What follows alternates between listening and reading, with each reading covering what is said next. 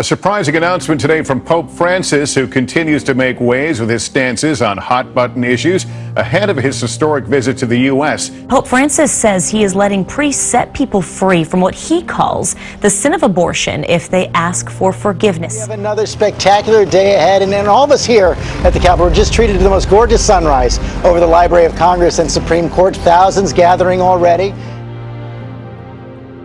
The city electrified tonight. You can imagine the security in a city this size. Of course, the Pope visiting those school children Terry mentioned in Harlem. Just seeing him is just amazing. He's not the first Pope to take over Central Park, but this Pope, he's not like any other. My name is Mark Wahlberg, and I am so proud to be a part of this awe-inspiring event.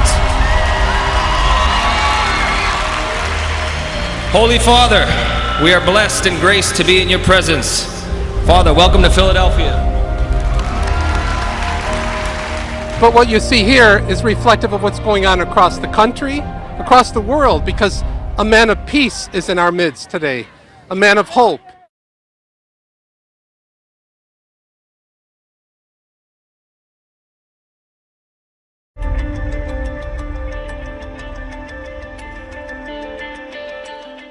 "2015 should mark history.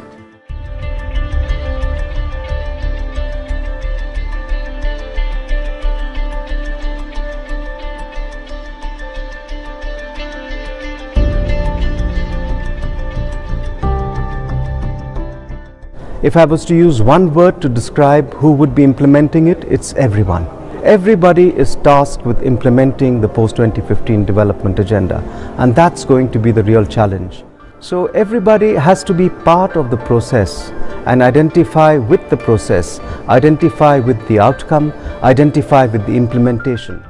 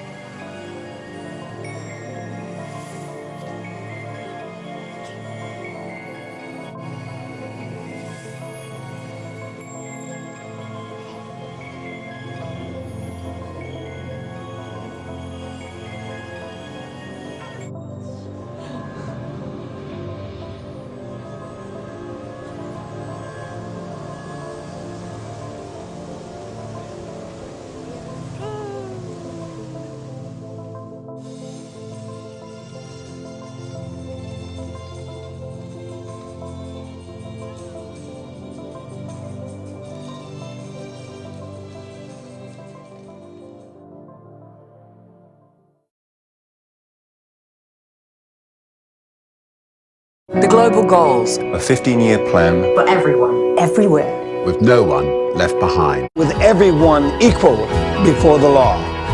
Where all countries and we their people work together in partnerships of all kinds to make these global goals a reality. For everyone, everywhere. These are the United Nations global goals for sustainable development.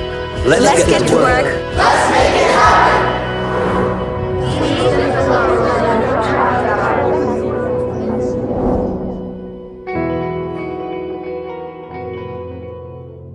One of the highlights of the Pope's visit to New York today was his visit to the National September 11th Memorial. Bring your peace to our violent world. The Pope also spoke at an interfaith service with leaders of other religions, including an imam and a rabbi. At the conclusion of the service, the Pope greeted each religious leader individually, in some cases in the manner fitting their religion, such as a bow or a sign made with the hands. You can see the Pope greeting members of the religious faiths one by one. And as he entered the hall as well, greeting many who were there to see him, this is an important moment for Pope Francis and the world. Yes. And truly a historic moment, Father Andrew Carrozza. Only one other time in history have we seen such a prayer service of different faiths with the Pope.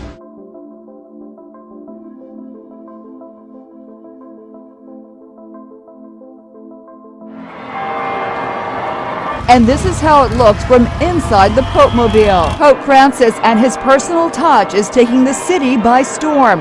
And look, the New York Post even changed its masthead to New York Pope.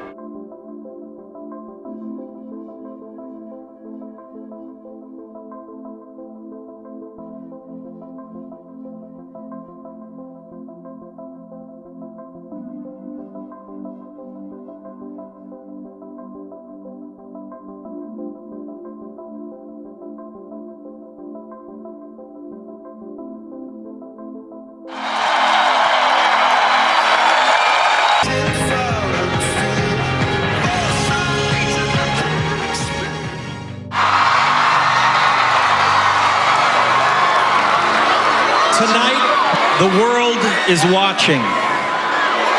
We have gathered here tonight to commit ourselves to these global goals, to build a future in which shelter.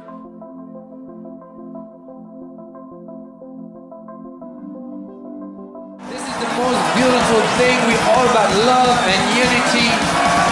To the land, showing your flag, representing your country. We are one.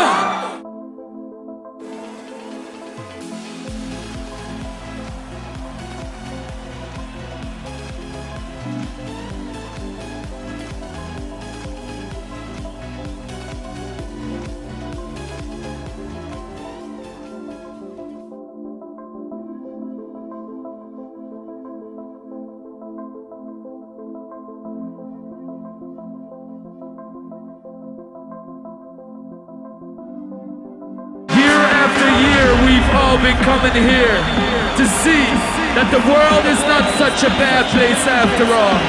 That there will always be a place and time where we, people from all over the world, with different cultures and religions, can all come together peacefully, and that together.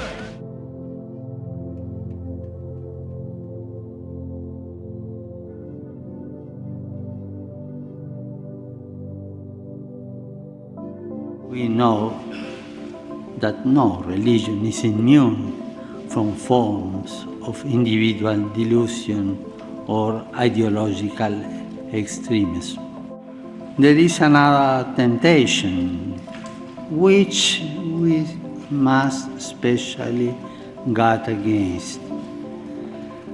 The simplistic reductionism which sees only good or evil, or if you will, the righteous and sinners.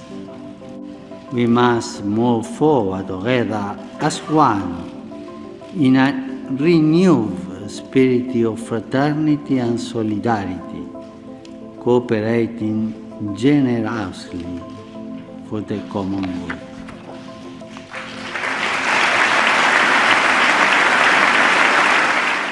This weekend, NASA is telling us to keep our eyes on the skies for something very special.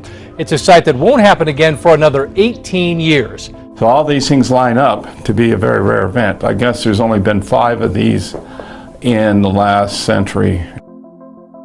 But yeah, this is a fantastic show we've got lined up starring our own moon this Sunday night. We've got 2 different events lining up for a rare show, one that hasn't happened since 1982. Now, the last time a supermoon lunar eclipse happened was back in 1982. And if you missed this one, your next chance to catch a glimpse will be in 2033.